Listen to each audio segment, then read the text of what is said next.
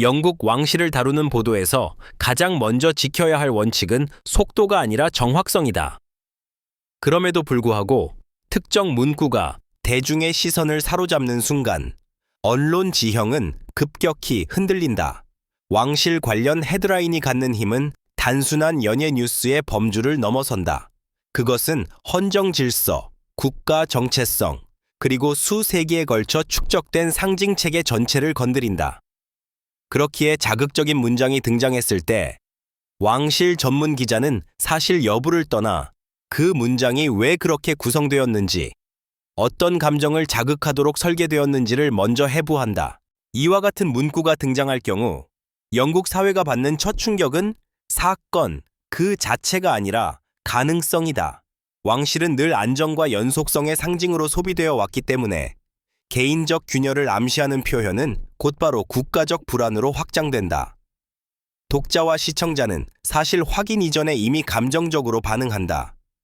언론은 바로 이 지점에서 가장 위험한 선택지와 마주한다. 감정의 파도를 그대로 증폭시킬 것인가? 아니면 그 파도를 분석의 언어로 해체할 것인가?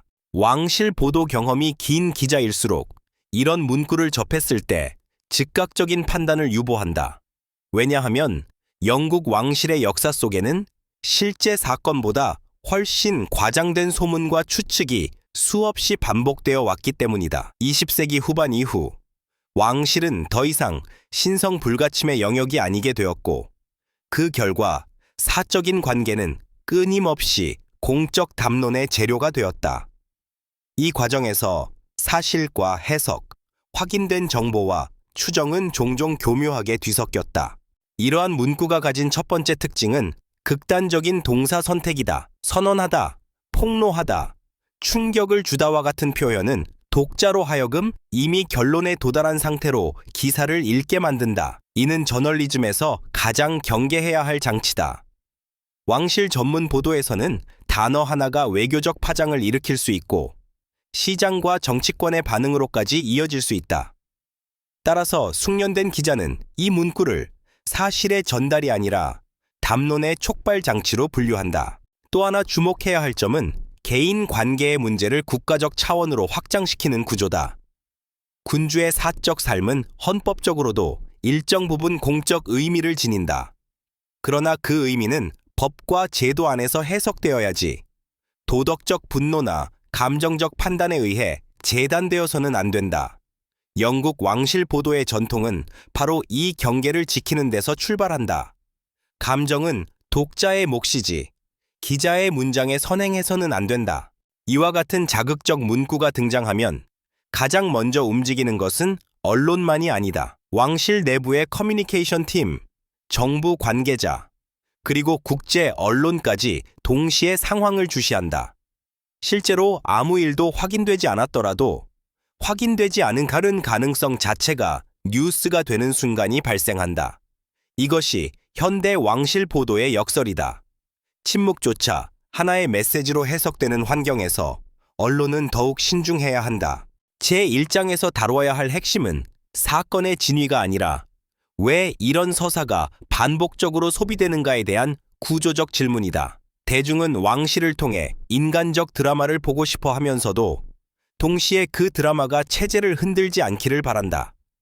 이 모순된 욕망이 언론을 자극적인 언어로 끌어당긴다. 그리고 바로 그 지점에서 전문 기자의 역할이 분명해진다. 흥분을 전달하는 것이 아니라 흥분이 만들어지는 과정을 설명하는 것. 따라서 이 첫 장은 결론을 내리지 않는다. 대신 독자에게 하나의 렌즈를 제공한다. 이후 전개될 여러 장에서 다뤄질 정치적 함의, 왕실 내부의 관례, 언론과 왕실의 긴장 관계를 이해하기 위한 기초장치다.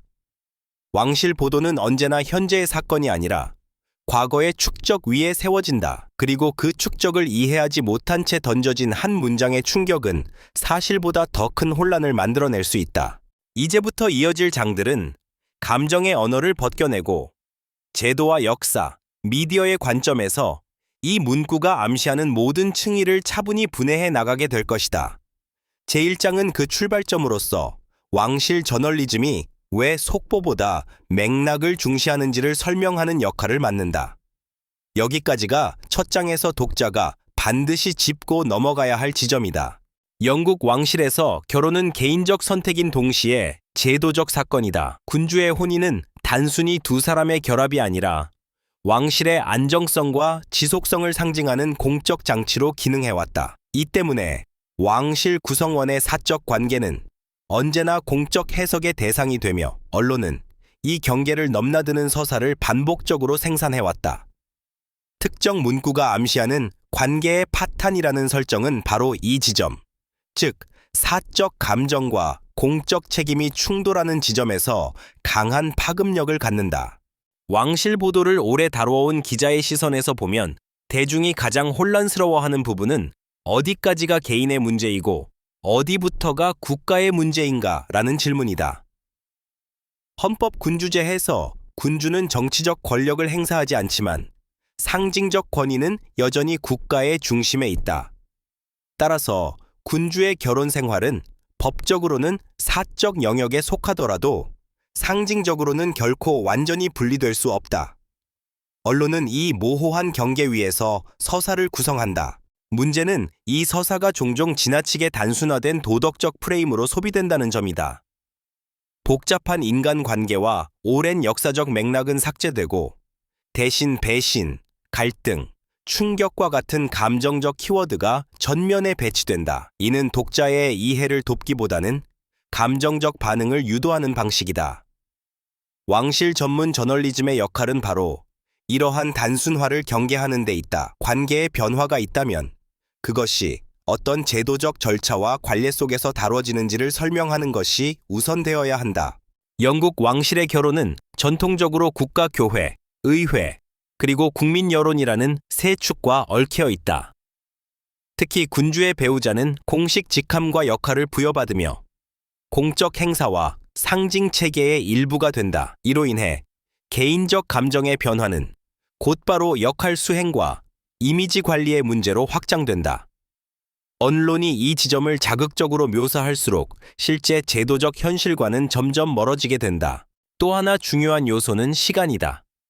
왕실의 관계는 하루아침에 형성되거나 붕괴되지 않는다. 수십 년에 걸친 역사, 대중의 인식 변화, 미디어 환경의 변동이 겹겹이 쌓여 현재의 이미지를 만든다. 그럼에도 불구하고 자극적인 문구는 모든 과정을 하나의 순간적 사건으로 압축한다. 이는 왕실 서사의 복합성을 이해하는데 가장 큰 장애물이 된다. 제2장에서 주목해야 할 것은 언론이 왜 반복적으로 결혼이라는 주제를 왕실 보도의 중심에 두는가 하는 점이다. 결혼은 왕실을 인간적으로 보이게 만드는 동시에 가장 쉽게 드라마화할 수 있는 소재이기 때문이다. 사랑과 갈등, 화해와 균열은 독자에게 익숙한 서사 구조를 제공한다. 그러나 왕실 보도에서 이러한 서사는 언제나 제도적 맥락과 함께 다뤄져야 한다. 그렇지 않으면 왕실은 역사적 기관이 아니라 단순한 연속극의 무대로 전락한다. 전문 기자는 이 장면에서 한 걸음 물러난다. 관계의 변화가 사실이라면 그것이 헌정 질서와 왕실 운영에 어떤 영향을 미치는지부터 살핀다.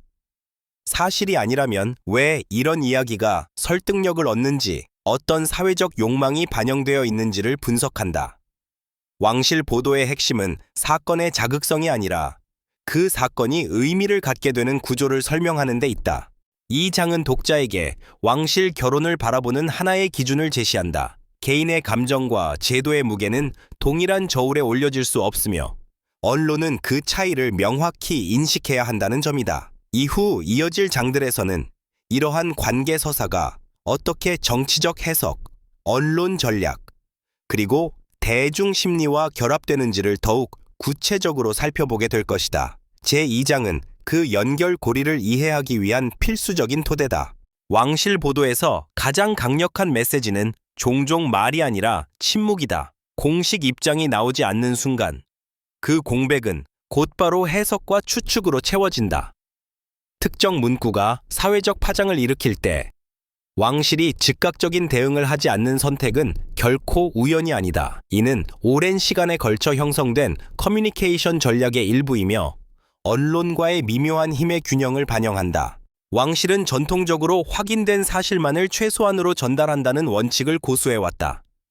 이 원칙은 디지털 미디어 시대에 들어 더욱 논란의 대상이 되었다. 실시간 속보와 즉각적인 해명이 당연시되는 환경에서 왕실의 느린 반응은 때로는 은폐로, 때로는 무시로 해석된다. 그러나 왕실 전문 기자의 시선에서 보면 이 침묵은 곧바로 결론을 내리기보다는 상황의 온도를 낮추려는 시도로 읽힌다. 문제는 언론의 속도다. 클릭과 조회수를 기반으로 움직이는 현대 미디어는 침묵을 기다리지 않는다.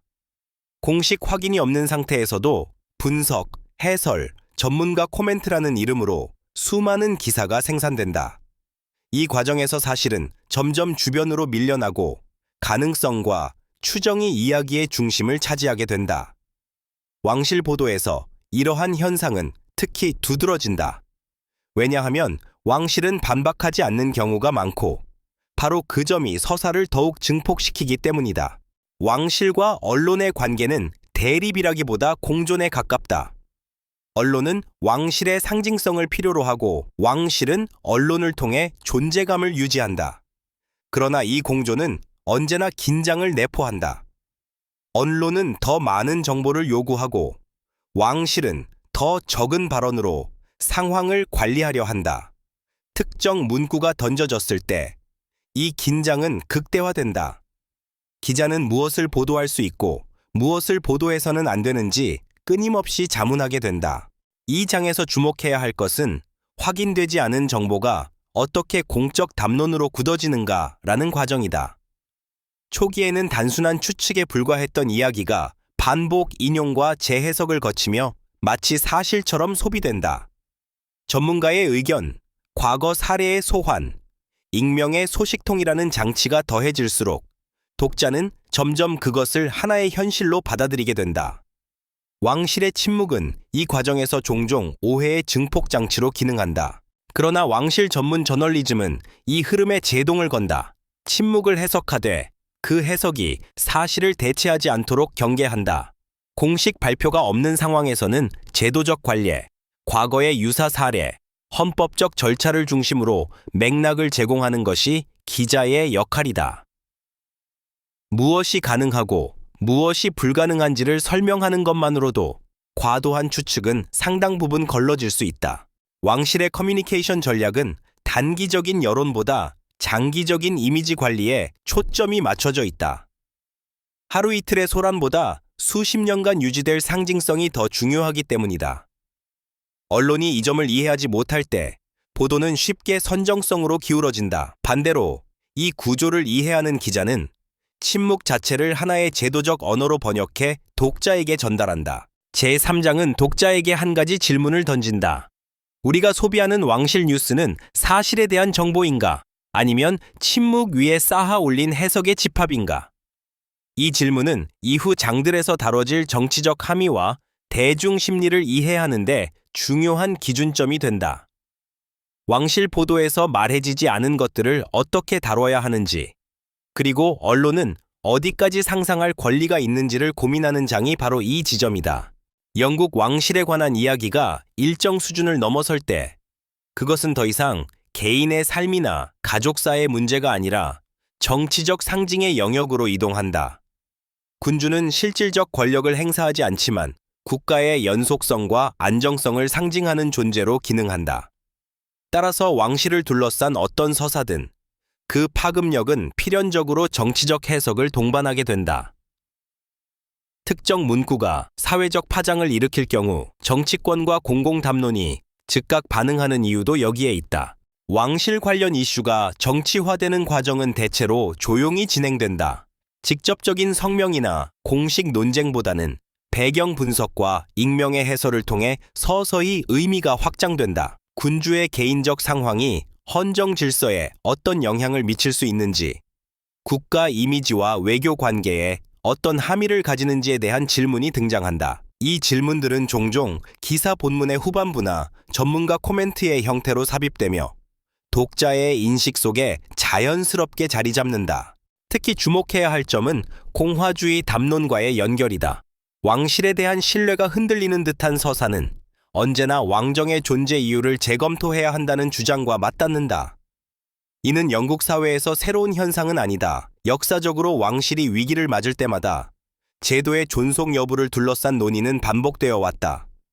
다만 현대에는 이 논의가 보다 미묘하고 간접적인 방식으로 진행된다. 노골적인 체제 비판보다는 상징으로서의 역할이 여전히 유효한가라는 질문이 던져진다. 언론은 이 지점에서 중요한 선택을 하게 된다. 개인적 관계의 문제를 정치적 논쟁의 불씨로 확장할 것인가? 아니면 제도와 개인을 분리해 다룰 것인가? 왕실 전문 기자는 대체로 후자를 택한다. 왜냐하면 왕실의 사적 문제를 곧바로 정치적 위기로 연결하는 것은 사실보다 해석을 앞세우는 위험한 접근이기 때문이다. 그러나 일부 매체는 이 경계를 의도적으로 흐린다. 갈등의 크기가 커질수록 서사는 더 많은 주목을 받기 때문이다. 정치적 상징으로서의 왕실은 국제적 시선에서도 작동한다. 해외 언론은 영국 내부보다 훨씬 단순화된 프레임으로 왕실 이슈를 소비한다. 개인적 갈등은 곧바로 국가 이미지의 불안정성으로 번역되고 이는 외교적 맥락 속에서 해석된다. 실제 제도에는 아무런 변화가 없더라도 서사적 차원에서 영국은 불안정한 왕실을 가진 국가로 묘사될 수 있다. 왕실 보도가 국제 정치의 언어와 맞닿는 순간이다. 이 장에서 중요한 것은 정치적 해석이 언제나 사실의 결과로 등장하는 것은 아니라는 점이다. 종종 그것은 서사의 방향성에 따라 만들어진다. 언론이 어떤 부분을 강조하고 어떤 맥락을 생략하느냐에 따라 동일한 상황도 전혀 다른 정치적 의미를 갖게 된다. 왕실 전문 저널리즘은 이러한 해석의 연쇄를 의식적으로 드러내며 독자가 그 구조를 인식하도록 돕는다. 제4장은 왕실 이야기가 왜 개인적 차원에 머무르지 않는지를 설명한다. 군주의 삶은 곧 국가의 상징이고 상징은 언제나 정치적 의미를 낳는다.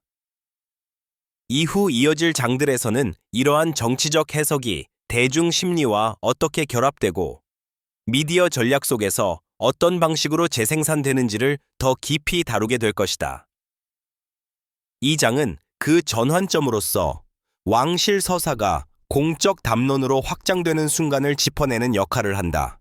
왕실을 둘러싼 서사가 폭발적인 반응을 일으킬 때 그 동력은 제도나 정치보다 대중 심리에서 비롯되는 경우가 많다. 사람들은 왕실을 통해 국가의 얼굴을 보면서도 동시에 자신의 감정을 투사할 수 있는 인간적 이야기를 찾는다.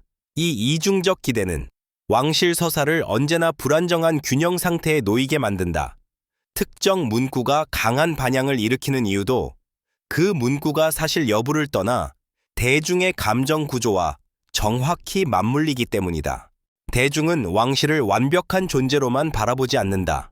오히려 결함과 갈등이 드러날 때 더 큰 관심을 보인다. 이는 왕실을 인간적으로 만들고 싶어 하는 욕망과 동시에 그래도 무너지지는 않기를 바라는 기대가 공존하기 때문이다.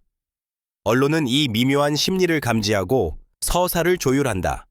갈등은 강조되지만 파국은 암시의 수준에 머무르는 경우가 많은 것도 이 때문이다.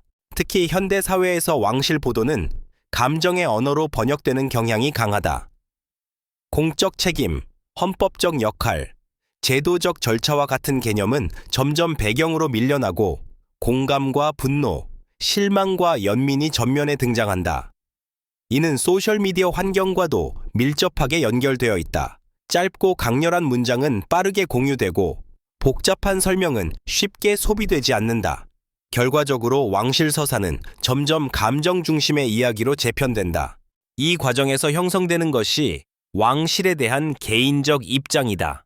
대중은 특정 인물에게 호감을 느끼거나 반대로 거리감을 형성하며 자신의 서사를 만든다. 언론이 제공한 단편적인 정보와 해석은 이러한 개인적 입장을 강화하는 재료로 사용된다. 사실의 전체 맥락보다 감정적으로 설득력 있는 장면이 더 오래 기억된다. 왕실 전문 기자가 이 지점을 경계하는 이유도 여기에 있다. 대중 심리는 또한 과거의 기억과 결합한다.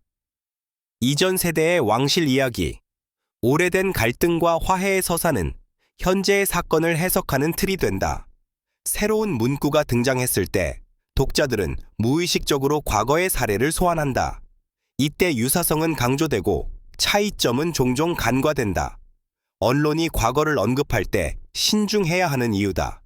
비교는 이해를 돕기도 하지만 오해를 고착화하기도 한다. 제5장에서 중요한 것은 대중을 비판의 대상으로 삼지 않는 것이다. 대중의 반응은 감정적이지만 그것은 정보 환경이 만들어낸 자연스러운 결과이기도 하다. 왕실 보도의 책임은 대중의 감정을 자극하는 데 있지 않고 그 감정이 어디에서 비롯되었는지를 설명하는 데 있다. 감정은 억제의 대상이 아니라 이해의 대상이다. 왕실 전문 저널리즘은 여기서 한 단계 더 나아간다. 대중이 무엇을 느끼는지를 묘사하는 데서 멈추지 않고 왜 그런 감정이 반복적으로 형성되는지를 분석한다. 안정과 균열, 존경과 실망이라는 감정의 진폭은 왕실이라는 제도가 가진 상징성에서 비롯된다. 그 상징성이 유지되는 한 유사한 서사는 형태를 바꿔가며 계속 등장할 것이다. 이 장은 이후 이어질 논의에 감정이라는 변수를 도입한다. 정치적 해석과 미디어 전략만으로는 설명되지 않는 영역, 즉 대중의 내면에서 왕실이 어떤 의미를 갖는지를 이해하는 것이 목적이다. 다음 장에서는 이러한 감정 구조가 언론의 전략과 어떻게 상호작용하며 어떤 방식으로 서사가 관리되고 조정되는지를 살펴보게 될 것이다. 왕실을 둘러싼 논란이 일정 수준을 넘어서면 문제는 더 이상 무슨 일이 있었는가가 아니라 이 이야기가 어떻게 관리되는가로 이동한다. 이 단계에서 왕실과 언론은 서로 다른 목적을 지닌 두 개의 전략 주체가 된다. 왕실은 파장을 최소화하고 장기적인 상징성을 보호하려 하며 언론은 독자의 관심을 유지하면서도 신뢰를 잃지 않으려는 균형을 모색한다. 이 두 전략이 교차하는 지점에서 위기 서사는 형태를 갖춘다. 왕실의 대응 방식은 전통적으로 느리고 계산되어 있다. 즉각적인 반박이나 감정적 해명은 거의 선택되지 않는다. 대신 일정 시간이 흐른 뒤 제한된 형식의 공식 메시지나 상징적 행보를 통해 분위기를 전환한다. 공개 발언보다 일정, 사진, 행사 배치와 같은 비언어적 요소가 중요한 역할을 한다. 왕실 커뮤니케이션에서 행동은 종종 말보다 강력한 신호로 작동한다. 언론 역시 무작정 자극을 확대하는 방식만을 택하지는 않는다. 특히 왕실 전문 기자와 주요 매체는 지나치게 앞서간 보도가 장기적으로 신뢰를 해칠 수 있다는 점을 인식하고 있다. 따라서 위기 국면에서는 추측성 보도와 제도적 분석이 혼재된 과도기가 형성된다. 독자에게는 다양한 해석이 동시에 제시되지만 그 범위는 암묵적인 선안에서 조정된다. 이 과정에서 자주 활용되는 것이 톤의 변화다. 초기에는 강한 문제 제기와 의문이 중심이 되지만 시간이 지날수록 분석과 맥락 설명의 비중이 늘어난다. 이는 자연스러운 피로감과도 연결되어 있다. 대중은 같은 주제의 반복에 점차 반응을 줄이고 언론은 새로운 각도를 찾아야 한다. 그 새로운 각도는 종종 제도, 역사, 관리에 대한 설명으로 이동한다.